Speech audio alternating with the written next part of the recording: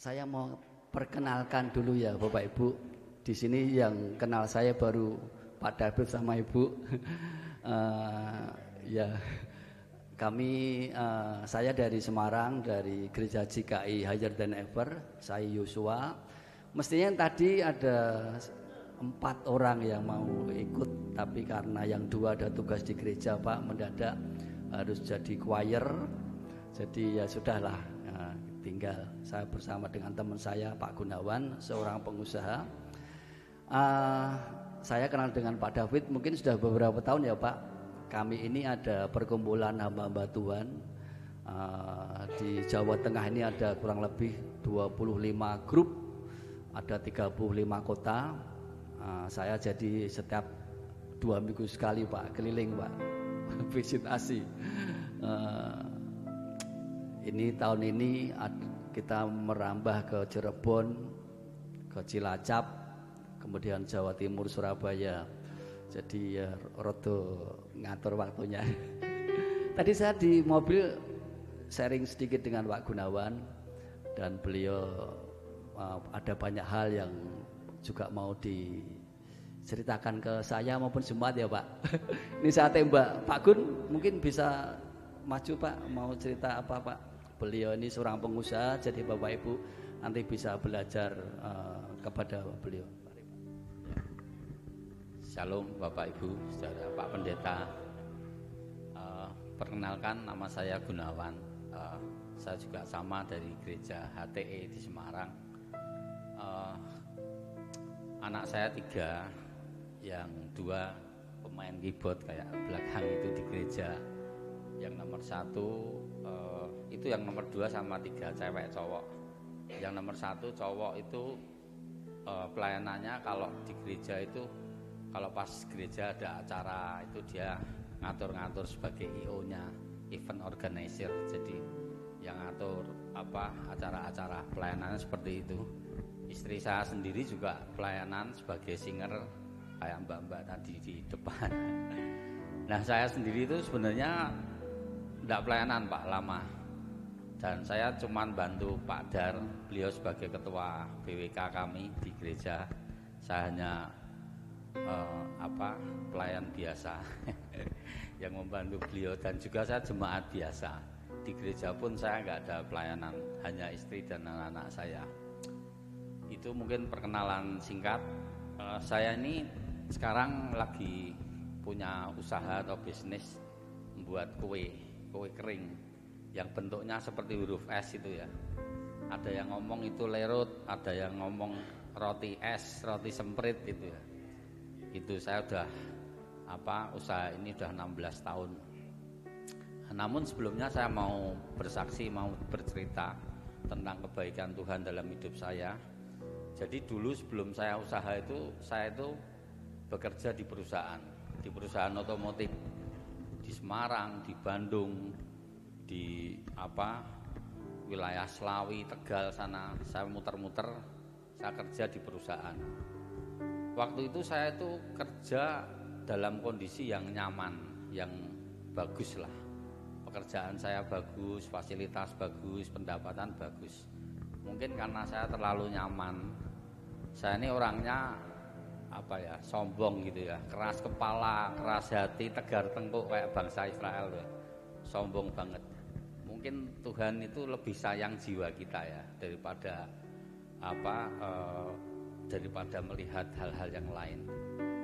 Tuhan itu lebih mementingkan keselamatan jiwa kita. Waktu itu saya diizinkan Tuhan, saya keluar dari pekerjaan, saya nekat mau buka usaha sendiri ceritanya gitu. Itu karena kesombongan saya loh, karena saya merasa mampu, merasa bisa, merasa berpengalaman. Ya itu semua orang kalau sudah merasa itu hati-hati. Kalau sudah merasa itu hati-hati. Saya diizinkan Tuhan jatuh, usahanya 6 bulan habis semua. Rumah mau disita bank, mobil ditarik leasing, sepeda motor juga nggak ada, sudah habis 0 bahkan minus. Utang saya di mana-mana, sampai saya ada 7 bank. 7 bank itu saya punya utang ya utang macam-macam lah, utang multiguna, utang KTA, kartu kredit dan sebagainya, dan tidak bisa membayar. Waktu itu apa yang saya lakukan, saya justru introspeksi diri. Saya melihat kenapa kok saya mengalami kasus seperti ini ya, dikejar-kejar debt collector tiap hari. Itu saya harus mengalami seperti itu. Saya introspeksi, ternyata saya tahu bahwa Tuhan izinkan itu memang mau membentuk jiwa saya, hati saya. Benar-benar saya istilahnya digecek sama Tuhan sampai seperti itu. Terus yang saya lakukan apa? Saya tidak putus asa, saya tidak menyerah. Justru saya mencari Tuhan itu lebih lagi. Saya ikut, kalau ada persekutuan itu, saya di gereja itu kalau ibadah seperti ini di gereja kami dulu itu 2 kali itu saya datang terus. Pagi sore saya datang. Ada seminar di kota lain saya datang. Ada persekutuan doa saya datang. Saya kejar Tuhan sampai seperti itu. Jadi saya tidak menyerah, tidak ngelokro, tapi justru saya mencari Tuhan itu lebih lagi saya cari. Nah, awal saya mengalami pemulihan itu saya mengalami perjumpaan dengan Tuhan. Jadi waktu itu di gereja kami ada altar call yang mengundang siapa yang belum bisa berbahasa roh silakan maju di depan. Pastor kami seperti itu. Kemudian sebelum saya maju itu, sebelumnya saya punya pengertian gini. Kalau saya lihat orang berbahasa roh itu, saya bisa di hati itu, ini tuh beneran apa enggak sih? Ini tuh dibuat-buat apa enggak? Saya itu betul, di hati saya tuh ngomong gitu. Hati-hati sama Tuhan kalau kita nantang ya. Saya tuh ngenyek ya, istilahnya ngece. Orang bahasa roh itu paling digawe-gawe ini, tidak benar tuh asal ngomong. Itu saya di hati punya seperti itu. Kemudian ada altar call, saya maju pengen membuktikan bahasa roh itu benar apa enggak sih, lawatan Tuhan Roh Kudus itu benar apa enggak sih. Saya maju di depan, kemudian pendeta kami ngomong, saya hitung 3 kali, kamu buka mulut aja gitu. Buka mulut pokoknya asal sudah ngomong apa aja. Bener, dihitung 1, 2, 3, 1, doakan Roh Kudus turun. Langsung saya tuh ngomong apa aja itu keluar. Sekiranya mata kudus langsung berbahasa roh itu tidak terkendali sampai perut saya ini seperti berbual-bual gitu. Dan tangan saya itu geter itu tidak bisa berhenti sampai ke fisik. Bayangin, Tuhan kalau ngelawat saudara, Bapak Ibu Saudara mengalami sampai ke fisik, gemeter semua, tangan ini nggak bisa berhenti hampir 10 menit, mulut juga nggak bisa berhenti untuk berbahasa roh. Itu saya pertama kali ngalami perjumpaan dengan Tuhan, lawatan Tuhan seperti itu. Itulah awal saya mulai dipulihkan. Satu kali tahun 2011 tiba-tiba Roh Kudus menggerakkan saya untuk saya berdoa jam 12 malam. Jadi di rumah kami itu dulu di belakangnya ada tempat untuk cuci pakaian, untuk jemur pakaian. Ada tempat jemur pakaian tuh, tempatnya agak tinggi, ada tangganya. Setiap jam 12 malam saya naik ke atas. Tepat jam 12, tepat saya tungguin jam itu memang. Dan saya enggak tidur. Hanya duduk di sofa di ruang tamu. Jam 12 saya naik. Jam 12 saya naik. Saya muji nyembah Tuhan, saya berdoa. Bahkan pernah gerimis pun hujan, tetap saya naik. Saya cuma bawa koran, saya gelar di bawah, saya sujud, saya nyembah Tuhan, saya berdoa. Hanya dalam waktu tidak lama, 3-4 bulan setelah saya mengalami lawatan Tuhan yang pertama tadi bahasa roh, 4 bulan kemudian saya mengalami keajaiban. Waktu saya di gereja, tiba-tiba teman saya itu bisa datengin saya. Dia ngomong, loh kamu tak cari sudah 2 tahun, kemana aja? Padahal itu di gereja yang sama, tiap minggu ibadah yang sama, bisa ngomong nggak ketemu saya 2 tahun. Kan aneh ini, Tuhan itu seperti nutupin gitu ya. Kalau belum saatnya itu Tuhan itu seolah-olah dalam tanda kutip seperti nutupin. Tiba-tiba dia menawarkan satu proyek, satu pekerjaan. Saya harus wawancara ke Jakarta, saya ke Jakarta, kemudian langsung diputuskan saya diterima di perusahaan dengan posisi yang bagus, karir yang bagus, fasilitas mobil dan sebagainya. Tiba-tiba saya mendapatkan mukjizat seperti itu. Dan mulai hari itu kehidupan ekonomi saya mulai dipulihkan. Saya bisa nyicil utang, bisa bayar, kemudian dapat fasilitas, penghasilan saya lumayan, hidup saya mulai baik kembali. Namun apakah terus hidup saya baik seperti itu? Enggak, Bapak Ibu. Tetap saya mengalami jatuh bangun. Tetap saya mengalami jatuh bangun. Tapi tetap Tuhan itu tetap setia, dan hidup saya itu mulai naik terus. Dan jadi puncaknya gini, waktu pandemi tahun 2020 ya, saya itu ngalami PHK. Karena kan Bapak Ibu kan tahu ya, waktu pandemi banyak perusahaan yang kolab, tutup. Tahun 2020 saya ngalami PHK. Kemudian kebetulan istri saya itu bisa buat kue yang saya ceritakan tadi itu. Jadi dia buat kue itu sejak 2008. Saya sudah membantu di marketing. Kemudian jalan terus, waktu itu masih kecil lah, belum punya karyawan, paling karyawan cuma 1-2 orang. Terus jalan terus PHK, saya tahun 2021 persisnya PHK, saya mulai full time di bisnis saya di roti ini, di industri kue kering. Saya mulai full time di situ, dan sejak justru pada waktu pandemi saya sudah tidak punya penghasilan di perusahaan lagi, hanya mengandalkan pekerjaan yang di rumah ini, home industry masian. Saya punya komitmen sama Tuhan. Tuhan, saya mau memberi Engkau perpuluhan tepat sesuai dengan penghasilan yang saya terima. Saya punya komitmen seperti itu.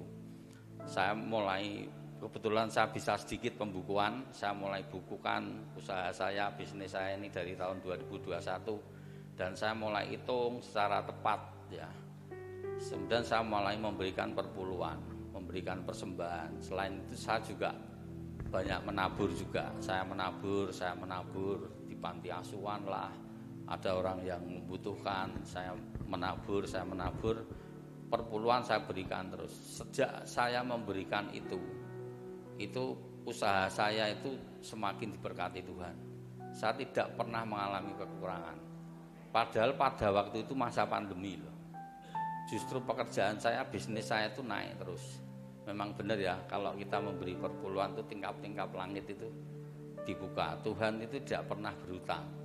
Apalagi kita melakukan hukumnya, menabur. Saya ingat waktu dulu pernah mendengar ada seorang hamba Tuhan yang ngomong, kalau kamu lihat di suatu bisnis, di suatu organisasi, di satu perusahaan atau di satu keluarga mengalami peningkatan terus, di situ ada hukum Tuhan yang berjalan.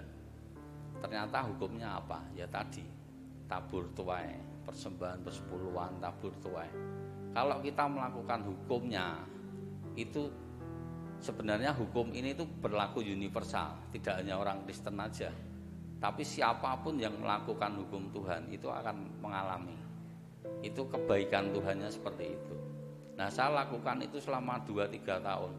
Saya bisa mengalami keajaiban setiap hari. Tidak pernah kekurangan, bahkan bisnis saya terus naik. Nah, saya mau cerita satu lagi. Tahun 2023 gereja kami kedatangan nabi ya, seorang hamba Tuhan yang punya karunia nabi. Bapak Ibu, saya itu jadi orang Kristen sudah 35 tahun. Sejak kecil saya sekolah minggu itu sudah ikut. Ada seorang hamba Tuhan datang di gereja kami, saya bisa ngomong gini, saya ini 35 tahun tidak pernah dinubuati oleh hamba Tuhan, oleh nabi itu tidak pernah, sama sekali tidak pernah. Tiba-tiba di hati itu saya kepengen, saya itu kepengen dinubuati itulah. Teman saya itu bisa ngomong gini, Bapak nanti sore akan dinubuati. Jadi saya kepengen dinubuati, teman saya sudah menubuatkan bahwa nanti sore saya datang ibadah, kamu akan dinubuatkan Pak. Betul Bapak Ibu Saudara, saya sore datang ibadah pas khotbah, terus kemudian ada altar call. Saya maju lagi, altar call saya maju, saya merem, tutup mata saya merem. Tiba-tiba Nabi ini nunjuk saya, suruh naik ke mimbar, ke atas ya. Saya nggak tahu, dipegang sama catchernya di belakang. Pak, suruh naik Pak. Saya melek, saya naik. Terus saya dinubuati, kamu akan mengalami peningkatan dalam bisnis dan pekerjaanmu. Apapun yang kamu lakukan dengan hati akan dikembalikan Tuhan berkali-kali lipat. Itu tahun 2023 bulan Agustus, saya masih ingat. 1 tahun kemudian, 1 tahun lebih lah, mulai tahun kemarin November, Desember, itu pekerjaan bisnis saya itu mengalami peningkatan yang luar biasa. Benar-benar nubuatan itu saya alami, terjadi itu hanya dalam tempo 1 tahun lebih. Bisnis saya sangat diberkati, bahkan orang lain yang ngomong sekarang bisnis lagi sepi, ekonomi lagi berat, negara kita lagi ngalami krisis, tapi justru saya sebaliknya. Karena tadi saya melakukan hukumnya dan Tuhan berjanji dengan saya melalui nubuatan itu. Jadi itu saya benar-benar mengalami hal-hal yang luar biasa, yang ajaib bersama dengan Tuhan. Itu sejak saya mengalami perjumpaan dengan Tuhan lewat bahasa roh tahun 2010. Tidak hanya itu, beberapa minggu yang lalu ya Pak Dar, kita kedatangan tamu lagi di gereja kami, namanya Prophet Sadhu Sundar Selvarat. Itu seorang nabi dari India. Itu kemarin kita ada seminar 4 hari, Kamis, Jumat, Sabtu, Minggu. Di hari kedua saya datang terus itu. Di hari kedua beliau ngomong gini, besok Anda semua jemaat yang hadir doa dan puasa. Itu terserah, pokoknya doa puasa. Nah saya mau taat aja, karena yang ngomong hambanya. Saya ambil doa puasa yang paling ringan, jam 12 malam sampai jam 12 siang. Jam 12 malamnya kan tidur kita, bangun kan sampai pagi, itu kan sudah kuat ya Pak. Saya sampai jam 12 siang, saya ikuti itu. Hari kedua Jumat ya Pak Dar. Kemudian Jumat itu saya puasa, terus besoknya itu kan masih ada. Hari Sabtunya itu malah mau ada pengurapan, saya dengar. Tapi malamnya itu saya bisa ngomong ke istri, besok saya nggak datang lah, badan kok rasanya capek banget. Ikut 2 hari seminar ini badan rasanya sudah nggak kuat gitu. Saya bilang istri, besok jangan bangunin saya ya, saya enggak mau datang ke gereja, saya nggak mau ikut seminar. Tiba-tiba paginya itu istri saya bisa bangunin ngomong gini, Pak, kok apa kamu enggak sayang? Kamu sudah ikut 2 hari, tinggal 2 hari lagi, mosok kamu enggak ikut? Saya bisa langsung mengangguk, ya udah nggak apa-apa, datang aja. Sabtu pagi saya datang, kemudian setelah beliau berkhotbah, kemudian mau pengurapan, mau didoakan satu persatu. Kursi suruh nginggirin semua, kursi diinggirin. Kita ini di tempat masing-masing berdiri. Dia bilang, nanti saya akan tumpangkan tangan satu persatu. Ini hadirat Tuhan sudah hadir ini, kemuliaan Tuhan sudah turun. Bahkan saya sebelum berdoa, kemuliaan Tuhan sudah turun. Benar Bapak Ibu, lagi nyanyikan pujian Dancing My Soul. Wah langsung saya dilawat Tuhan. Saya ngalami ini yang kedua kali sampai ke fisik. Tangan saya ini seperti kesetrum. Sampai nggak bisa saya gerakkan. Ini mau saya tekuk tangan saya gini aja nggak bisa. Hadirat Tuhan sangat kuat. Sampai ke fisik, sampai ke tangan saya ini benar-benar kenceng dan saya nangis seperti anak kecil. Sudah nggak bisa terbendung. Sampai sebelah saya juga ikut tersambar hadiratnya dia juga sampai bergetar, sampai nangis, saya ngelirik, masih muda, anak muda tuh, mungkin masih umur 20 tahun, itu sama ngalami seperti saya, tuangannya juga ini, sampai aku seperti tersetrum, itu saya ngalami 5 menit. Inilah lawatan Tuhan yang kedua kali yang saya alami secara fisik. Tidak hanya itu, saya kan masih doa puasa itu. Biasanya kan jam 12 kan harus berbuka puasa ya. Memang benar ya, kalau kita itu di dalam hadiratnya itu semua yang dunia, semua yang fisik, yang daging itu bisa ndak kerasa. Sampai jam 4 sore itu saya baru berbuka puasa loh. Dan itu tidak kerasa lapar, nggak kerasa apa. Waktu kita ibadah itu sampai berapa jam ya Pak Dar? 3-4 jam ya. Hampir sampai sore. Itu padahal saya masih puasa. Saya hanya taat sama hambanya, firman-Nya melalui hambanya. Saya mau doa puasa Tuhan, saya mau komitmen. Ternyata Tuhan menghargai. Saya mengalami lawatan Tuhan yang kedua kali. Yang besoknya hari Minggu, itu yang hari yang terakhir, saya datang lagi. Kemudian beliau hanya nyuruh sujud semua, sepatu dilepas, sujud, jongkok, kita berdoa. Saya jongkok gini, bangun itu dilawat Tuhan lagi. Kalau kemarin hari Sabtu tangan saya yang bergetar, yang sampai kaku ngalami kesetrum tadi. Sekarang kaki saya dua-duanya bisa getar, tidak berhenti, gemeter terus gini, sampai saya pas itu waktu itu kebelat kencing ke belakang ke kamar mandi, itu saya ke toilet jalan kaki sama bergetar terus. Itulah ya, kalau Tuhan melawat kita itu sampai hal fisik, sampai bisa merasakan sampai ke fisik. Ini luar biasanya Tuhan kita. Jadi Bapak Ibu, kita patut berbangga, bersyukur punya Tuhan yang hidup, yang sungguh-sungguh bisa melawat kita itu sampai ke secara fisik. Kuncinya itu cuma satu menurut Prophet Sadu itu. Kamu kalau cari Tuhan itu benar-benar merasakan di jiwa kita ini seperti bahasanya beliau itu lupa saya kemarin. Jadi seperti kita tertekan gitu loh. Jiwa kita ini seperti benar-benar desperate ya. Seperti kita ini kayak orang putus asa. Tuhan, kalau engkau tidak ketemu aku lebih baik mati, sampai seperti itu. Lebih baik aku mati aja kalau aku tidak mengalami perjumpaan dengan engkau. Jadi kalau kita doa nyari Tuhan dengan sungguh-sungguh, dengan jiwa yang hancur, yang seperti itu, kalau engkau tidak nemuin aku, mending aku mati Tuhan. Itu pasti Tuhan akan nemuin kita, akan melawat kita. Kalau kita memang punya kerinduan, kehausan, lapar akan Tuhan tadi. Kalau perlu doa puasa. Jadi kita benar-benar doa puasa itu nyingkirin hal yang daging, yang duniawi. Itu tuh otomatis roh kita akan naik. Saya pernah baca bukunya Watchmeni, penginjil dari Cina yang luar biasa itu.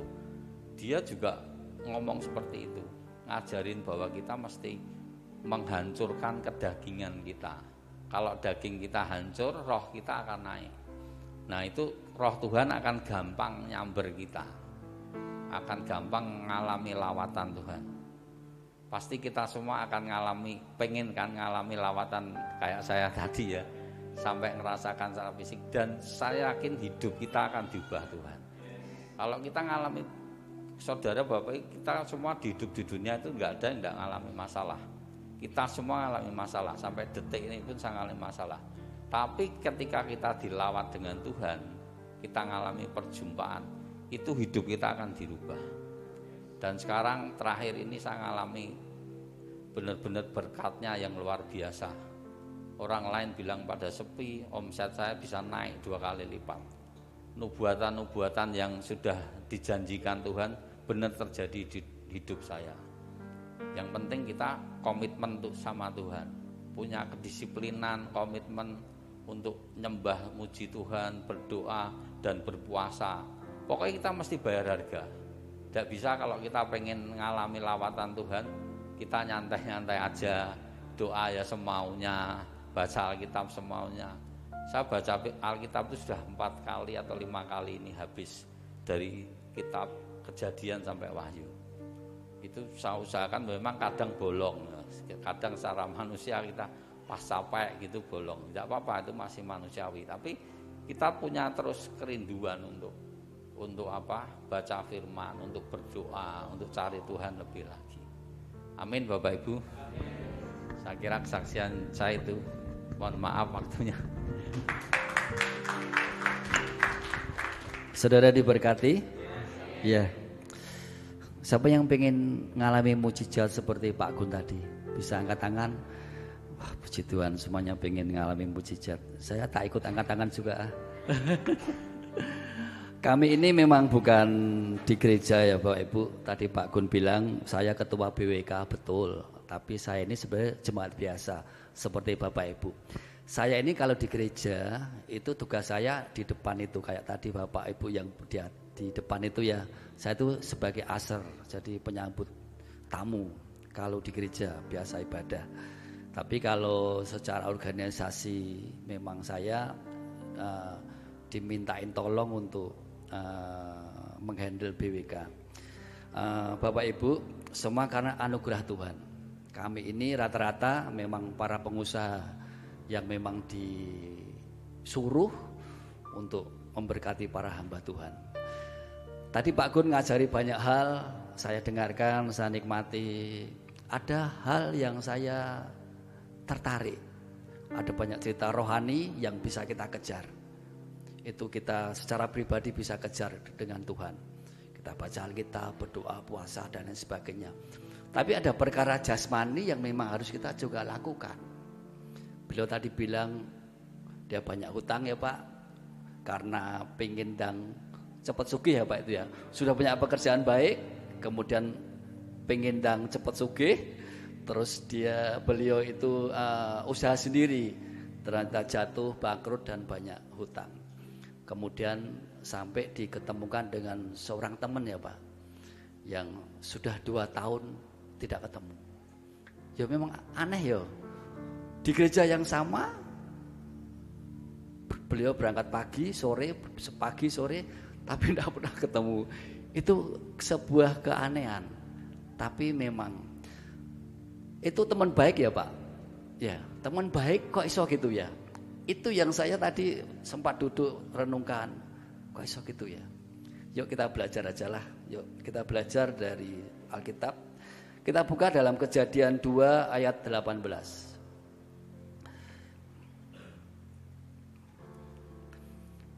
Saya mau berikan satu tips sederhana buat hidup kita, bahwa mujizat itu bisa kita raih selain kita mencari yang rohani ya. Tetapi kita mesti belajar bahwa selama kita hidup di dunia ini, kita mesti ngalami jasmani dan juga rohani, kita kejar. Kejadian pasal 2 ayat 18 berbunyi seperti ini. Tuhan Allah berfirman, tidak baik kalau manusia itu seorang diri saja. Aku akan menjadikan penolong baginya yang sepadan dengan dia. Ini Tuhan itu berfirman itu dalam arti Tuhan itu berpikir. Karena pada waktu itu kan manusia belum diciptakan. Tuhan sudah menciptakan Adam, sudah menciptakan Adam. Tapi Adam belum punya teman, Hawa. Jadi pada waktu itu Tuhan mikir, iki kok mesake ya gitu. Makanya Tuhan bilang tidak baik manusia itu seorang diri saja. Dan ayat ini seringkali dipakai oleh para hamba Tuhan di gereja itu ayat untuk memberkati pernikahan ya Pak. Jadi kalau ada Adam mesti ada Hawa. Dan ayat ini memang dipakai buat acara pernikahan. Tetapi ya itu betul baik. Tetapi sebenarnya pengertiannya tidak mau hanya buat nikah. Kalau kita lihat dari bahasa yang lain, itu Alkitab mengajari seperti ini. Lalu Tuhan Allah berkata, tidak baik manusia itu hidup sendirian. Aku akan membuat teman yang cocok untuk membantunya. Tuhan berkata, engkau ini Adam, tidak baik kalau engkau tuh hidup mung jomblo istilahnya. Ya, istilahnya mung jomblo. Kalau cowok yang belum punya pacar kan gitu ya. Aku akan membuat teman yang cocok bagi dia untuk menolongnya, untuk membantunya. Jadi Bapak Ibu, kita ini mesti harus berteman. Tidak bisa kita tuh hidup sendirian. Pak Gun itu bersyukur loh, pada masa-masa sulitnya dia temukan teman yang bisa kemudian mendorongnya untuk ke Jakarta, wawancara dan dapat pekerjaan yang baik. Seumpama beliau tuh tidak punya teman yang sudah 2 tahun mencarinya itu, mungkin pertolongan Tuhan juga akan sulit. Kita memang perlu berteman. Tuhan Yesus ngajari ya. Yuk kita buka yuk. Kita lanjut, kita buka di Markus 2 ayat 1 sampai 5. Markus 2 ayat 1 sampai 5. Bapak Ibu, ini mungkin sebuah kisah yang seringkali kita baca soal orang yang lumpuh yang digotong oleh 4 temannya itu. Dan di endingnya Tuhan bilang, imanmu menyembuhkan engkau. Saya mau cerita ini dari sisi yang berbeda. Bukan sebuah mujizatnya yang memang orang lumpuh bisa disembuhkan. Tapi saya mau cerita dari angle yang Bapak Ibu mungkin bisa pelajari di sana. Ada seorang lumpuh. Siapa yang di sini minta maaf pernah lumpuh? Ada? Tidak ada. Siapa yang pernah merawat orang lumpuh? Tidak ada. Tadi pemain bass siapa namanya? Mas? Pemain drum namanya? Mas Abed ya. Sini Mas Abed. Mas Abed ini. Contoh nih, Mas Abed ini orang yang baik ya. Dan memang belum pernah lumpuh ya. Jangan ya. Saya doakan jangan Pak. Jangan. Mas Abed orang yang baik. Abed niku. Kitab Daniel itu ya Pak ya. Ini seumpama orang yang lumpuh. Seumpama ya. Orang lumpuh kan tidak bisa berdiri ya. Harus ngelesot ya. Mau mempraktekkan? Janganlah, jangan. Saya kasih kursi aja di sini. Mas Abed tolong duduk di sini Mas, orang lumpuh. Ya. Mas Abed ini sedang lumpuh ya. Sedih enggak nek lumpuh? Enggak bisa kemana-mana, ke toilet juga sulit, pergi-pergi juga sulit, mau jajan juga sulit ya. Mau apapun perlu pertolongan orang lain. Kemudian ada sebuah KKR di lapangan Ambarawa mungkin Pak. Tuhan Yesus hadir dan kemudian teman-temannya ini 4 orang bilang, Bet. Temennya siapa ya? Mas siapa sini? Sini Mas. Ya, tambah ya. Di sini. Saya Ronald ya, Pak. Ronald ya. Tambah lagi 1, saya minta tolong cowok 1. Siapa? Mas siapa itu? Yang tadi tak doakan. Ya, Daniel sini, Mas Daniel. Ya, ini temennya. Ini saya kasih contoh temennya 2 aja lah wis. Nek 4 kita kebak nggone itu. Ya, sebelah sini, Pak. Ya, pas sini ya. Nah, duduk berdiri aja ya. Cerita gini. Ada KKR di sana, Bet. Tuhan Yesus hadir. Biasanya itu menyembuhkan banyak orang dan orang itu akan sembuh. Yuk, nganu ya. Kau mau tak bawa ke sana ya? Terus Abed bilang, aku gelem gitu ya. Terus ini Mas Ronald sama Daniel mikir, carane piye nggawa rono? Tombake omprengan wae.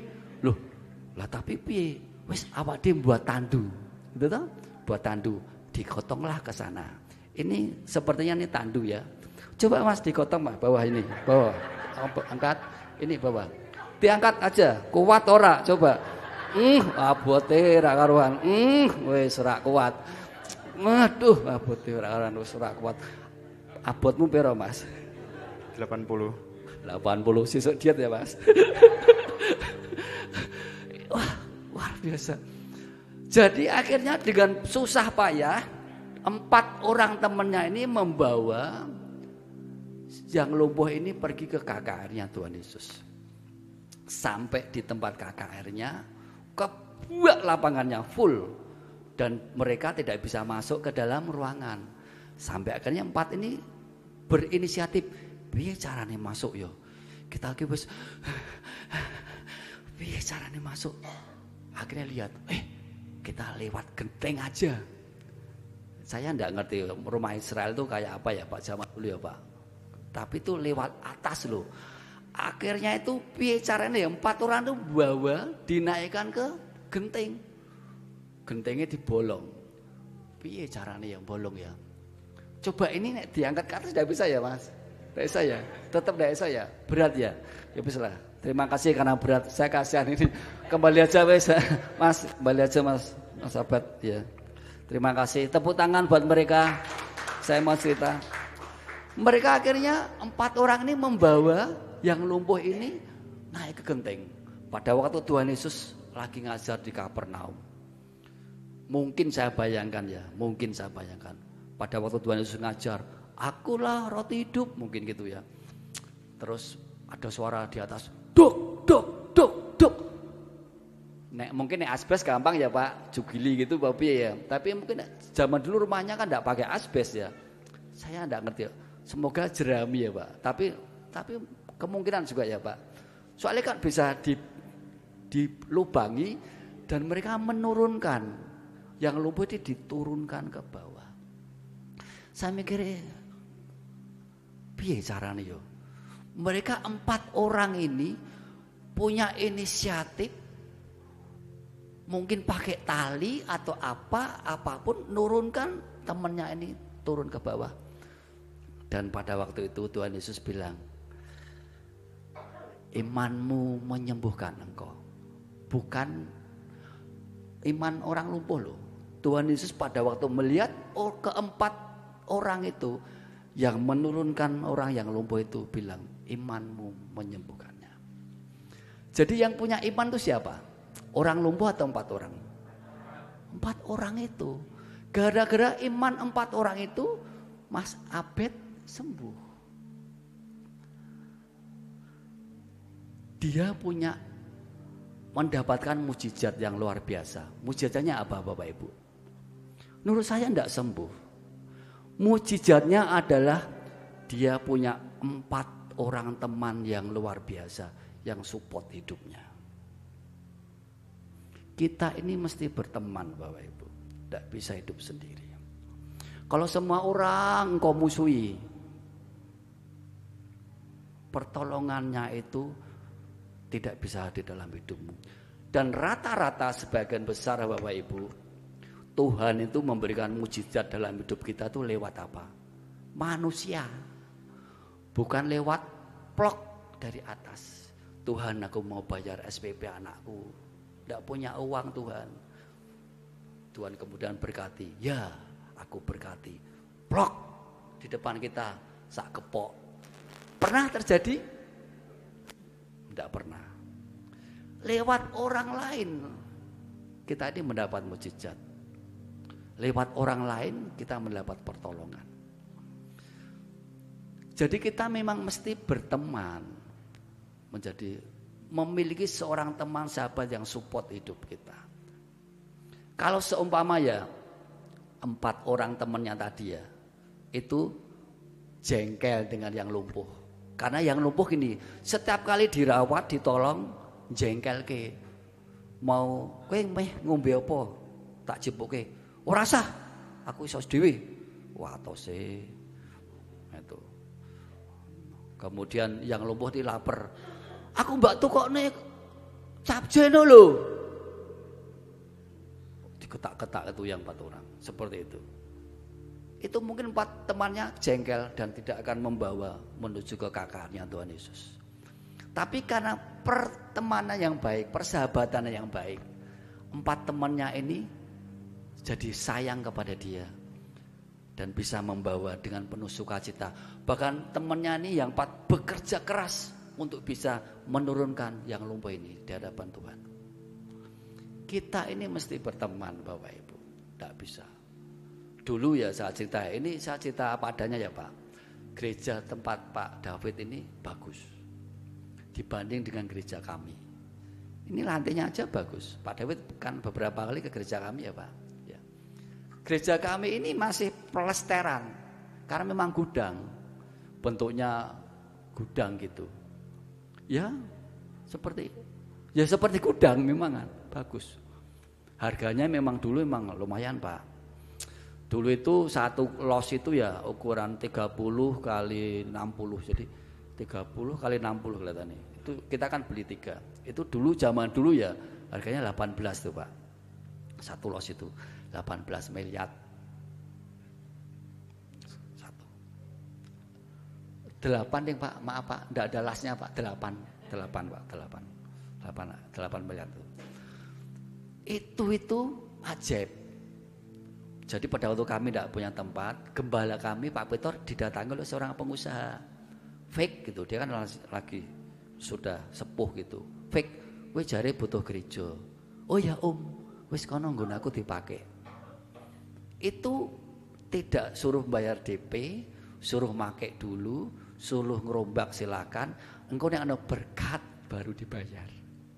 Lah, seumpama gembala kami itu tidak berteman dengan beliau, tidak menganggap beliau itu adalah seorang teman yang baik, seorang pengusaha yang baik, mungkin ya akan ditolongi, pasti itu. Tapi karena gembala kami ini berteman, akhirnya pengusaha itu nolongi kami. Dan itu memang Tuhan yang suruh. Karena kemudian Tuhan berkati dengan banyak hal. Bapak Ibu, kita ini tidak bisa hidup sendirian loh. Tidak bisa. Karena di dalam hidup kita ini ada seperti sisi gelap. Sisi gelap yang kita tidak ngerti. Istilahnya blind spot ya. Kalau kita jalan di jalan raya, ada truk yang gede itu kan ada tulisannya. Silakan menyingkir. Kalau Anda bisa membaca tulisan ini, silakan segera menyingkir. Ada sisi gelap yang Pak supirnya tidak bisa lihat saudara di belakang. Memang kita tuh mesti gitu. Ada teman yang bisa nopang kita, ada teman yang bisa menolong kita. Sebagai hamba Tuhan, seperti saya ini, saya menganggap diri saya hamba Tuhan. Ada hal-hal yang saya sampaikan ini, kadang saya tidak ngerti kalau itu salah. Kalau saya tidak punya teman seperti Pak Gun, Pak, kowe mau ngajarimu salah loh Pak, orang ngono harusnya. Salah kayak gitu.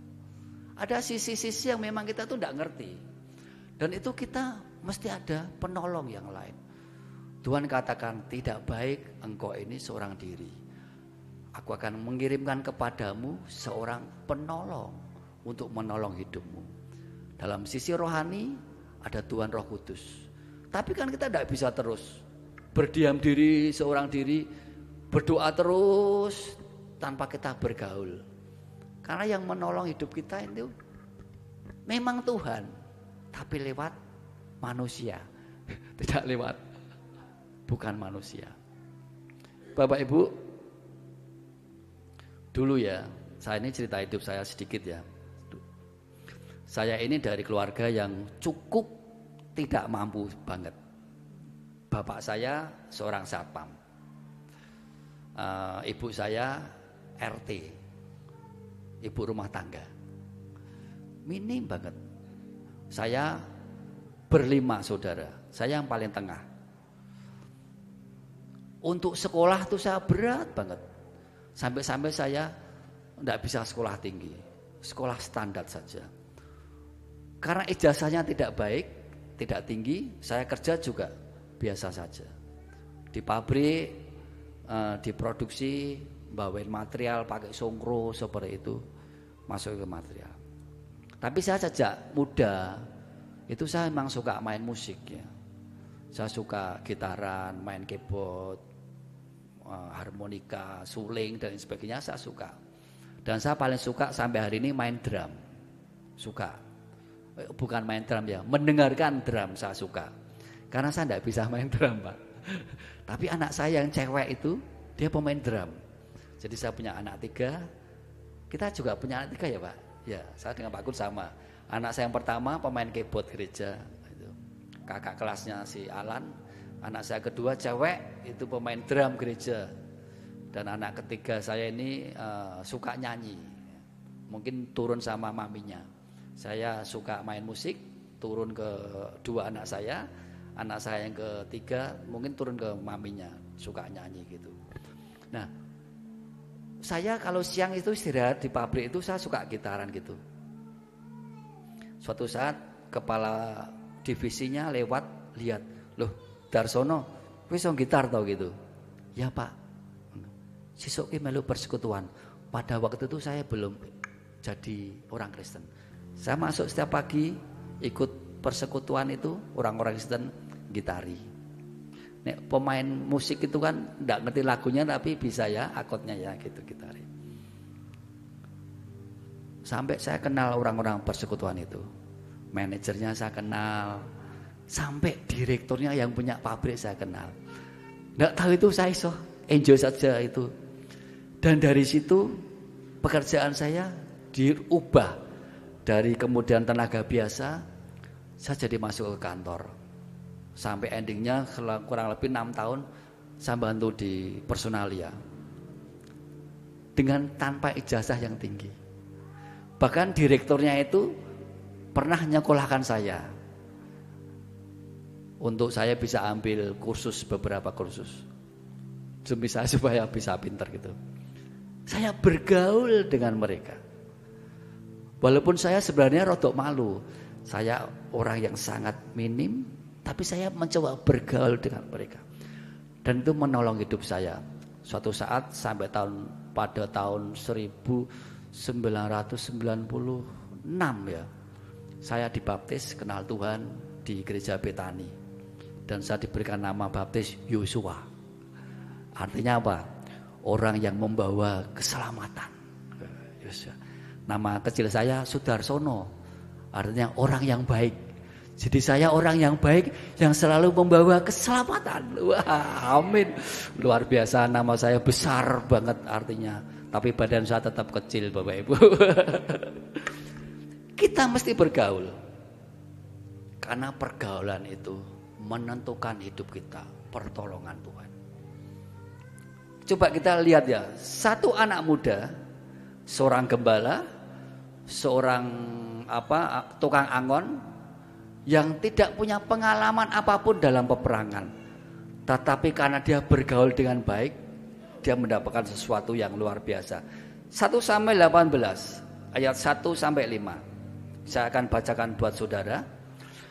Ketika Daud habis berbicara dengan Saul, berpadulah jiwa Jonathan dengan jiwa Daud. Dan Jonathan mengasihi dia seperti jiwanya sendiri.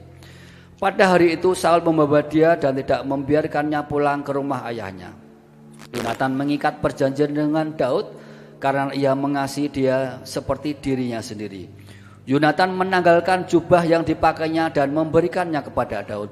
Juga baju perangnya sampai pedangnya, panahnya dan ikat pinggangnya.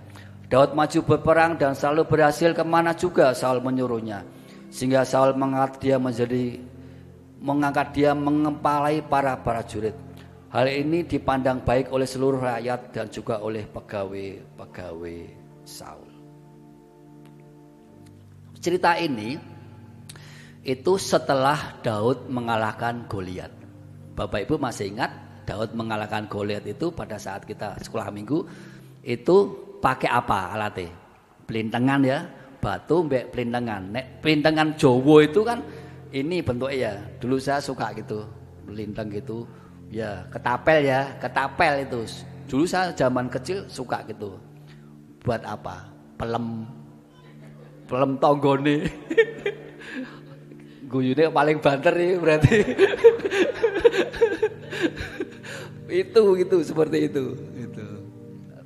Kadang layangan tuh Pak. Saya juga suka nek layangan kecil tak gini, layangan kata gitu. Itu. Nah, tapi kalau Israel bentuknya enggak gitu. Bentuknya yang pakai itu, tali itu dilempar gitu. Ke Daud karena enggak punya pengalaman berperang. Dia itu tukang angon, kemudian dia melawan Goliat dengan jiwa dan hati yang beriman kepada Tuhan. Pasti aku akan bisa mengalahkannya. Karena apa? Pertama memang Goliat orang kafir. Yang kedua karena apa? Karena Goliat gede, dhuwur, gede, tak plinteng pasti tidak lolos. Ya dah, tak ketapel mesti lolos. Coba nek Goliat cilik, bingung dia. Ki piye carane? Tapi kalau dia gede, pasti gampang wis, pasti kena gitu. Dia punya iman. Masalah kita yang gede, Bapak Ibu, sebenarnya semakin gede masalahnya, gampang solusinya. Betul tidak? Betul atau tidak? Ora percaya saya. Semakin besar masalahnya, semakin gampang solusinya. Betul tidak? Saya doakan dapat masalah besar. Karena Tuhan kita yang besar Bapak Ibu. Dia berikan solusi. Itu Daud tidak punya pengalaman. Kemudian Daud disuruh perang kemana-mana. Padahal pada waktu melawan Goliat pun Daud dikasih pedangnya Saul, baju perangnya Saul, dia tidak bisa, kegedean atau piye. Tapi Daud setelah melawan Goliat itu menang, Saul mempercayainya untuk dia pergi berperang. Dan pergi berperang kan tidak mungkin pakai ketapel lagi. Pengalaman rohani kita yang di belakang dengan Tuhan, itu di depan kita tidak bisa itu sebagai metodenya. Oh solusinya ini, gue ketapel meneh perangi, tidak mungkin. Tuhan memberikan banyak solusi. Salah satunya itu Daud harus pakai baju perang dan pedang. Salah satunya Daud diketemukan dengan Yonatan. Dia bersahabatlah dengan Yonatan. Yonatan memberikan pedangnya, bajunya. Dia berteman dengan Yonatan. Dan teman itu pasti berdialog, ngajari. Ut, mungkin Yonatan ngomong gitu, Daud, manggilnya apa ya? Apa da gitu apa? Apa ut ya? Orang Allah Pak, mau ut Pak. Daud lah ya, Daud ya. Daud, kowe kan mung senenge mung melintang to. Tak ajarin nyekel pedang. Sesuk kowe pedang. Lah piye? Yo yang Yonatan, apa tan? Yo tan, enggak ya mungkin ya yo. Ini keren ya saya. Enggak ada maksudnya. Diajari gitu. Ilmu bela diri pedang. Kowe kudu pakai gini barang perisai. Ini pakai ini. Wah, ora ketok iki priye pate. Wis to engko lama-lama kowe kulino, dia bilang gitu. Diajari dengan Yonatan. Dia bertemu dengan Yonatan, bersahabat, berteman dengan baik, ngajari strategi.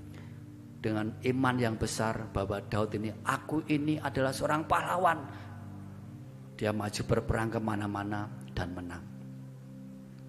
Kita perlu berteman Bapak Ibu. Dengan banyak. Jangan engkau musuhi saudaramu. Jangan. Kita perlu berteman. Pak, berarti kita kabeh kudu dijak teman. Ya. Pilihlah yang baik maksudnya. Paulus berkata kepada Korintus, pergaulan yang buruk merusak kebiasaan yang baik. Nek saya balik sekarang, pergaulan yang baik apa? Merubah kebiasaan yang buruk. Ataupun kalau pergaulan yang baik, kita menemukan teman-teman yang baik. Bertemanlah, bersahabatlah dengan seseorang yang itu bisa merubah hidupmu. Hamba-hamba Tuhan juga sama. Bertemanlah dengan hamba-hamba Tuhan yang memang membuat iman kita semakin baik. Saya sering mendengarkan banyak hamba Tuhan. Di grup ini kan banyak hamba Tuhan yang sharing ya Pak. Banyak cerita. Saya baca semuanya. Tidak semuanya saya tanggapin, tapi saya baca semua. Ada 25 grup itu saya baca semua. Setiap pagi, siang, malam mereka kirim banyak renungan itu saya baca. Ada yang nyeleneh memang Pak. Ada yang membuat saya dongkol memang ada. Ada yang ya ampun niki kok pendeta kok koyo ngene yo. Itu ada banyak. Ada yang pokoknya mau minta terus juga ada. Banyak hal pokoknya saya cerita banyak hal. Tapi itu membuat saya itu semakin ngerti. Saya berteman dengan mereka. Tidak semuanya saya jadikan teman, tapi saya jadikan referensi. Yang membangun iman saya deketin, saya ajak ngobrol, saya ajak jabrinan. Itu mesti kita berteman Bapak Ibu. Karena apa?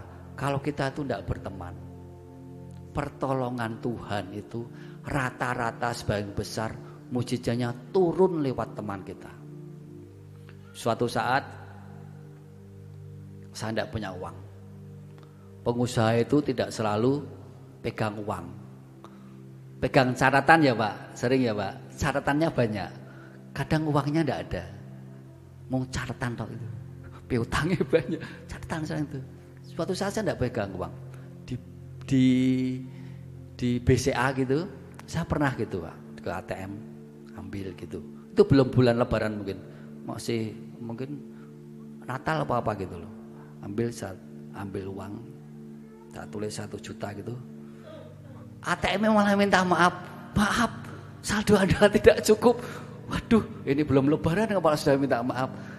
Lah. Saya sampai, waduh Tuhan, ini harus bayar ini, bayar itu enggak bisa. Tapi ada teman saya yang baik. Enggak tahu Tuhan itu suruh apa. Dia ngajak makan siang saya. Terus dia kasih amplop ke saya. Cukup buat saya. Itu teman saya yang baik. Ya memang sering kali ketemu ngobrol dengan dia. Dan saya, loh, kayaknya aku duit ngopo gitu. Orang ngerti yo. Dia bilang gitu aja, mbak guyonan guyang-guyung gitu, orang ngerti gitu. Nah, seumpama saya itu dengan teman saya itu tidak berbaikan, tak tukari terus, tak jak omong atos terus, mungkin dia tidak akan memberkati hidup saya. Kita ini mesti berteman Bapak Ibu, membuka hati supaya hidup kita ini bisa diberkati. Hal yang rohani kita kejar, yang jasmani jangan kita lupakan. Bertemanlah, karena mujizat itu Tuhan berikan lewat manusia, bukan makhluk dari surga. Amin Bapak Ibu.